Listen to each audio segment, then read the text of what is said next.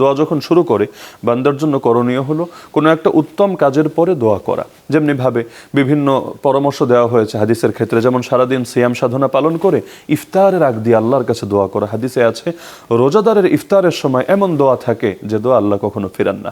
একইভাবে বলা হয়েছে দোয়া করার আগে আল্লাহর প্রশংসা করে নেওয়া এবং নবীজির শানে দুরূদ পড়ে নেওয়া। এমনকি হাদিসে আছে ইন্না দুআ মাওকুফুন বাইনাস সামাই ওয়াল আরদ, দোয়া আসমান আর জমিনের মধ্যে আটকে যায় বান্দা যদি নবীর শানে দুরূদ পাঠ না করে।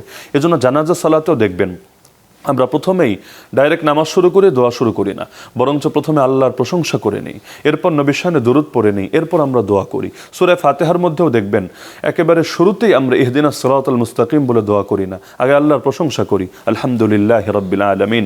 একইভাবে দেখবেন বৈঠকেও আমরা আগে আত্তাহিয়াতু পড়ে আল্লাহর প্রশংসা করি, এরপর নবীর শানে দুরূদ পড়ি, তারপর আমরা আমাদের কাঙ্ক্ষিত দোয়া